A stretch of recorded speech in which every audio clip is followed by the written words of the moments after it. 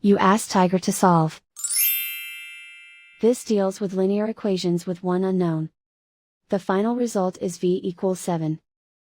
Let's solve it step by step. Simplify the expression.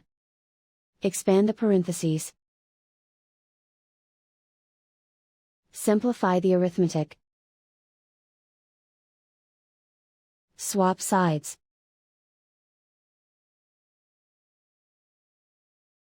Group all constants on the right side of the equation. Add 8 to both sides. Simplify the arithmetic.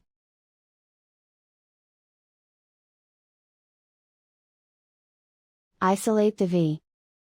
Divide both sides by 1.6. Simplify the arithmetic.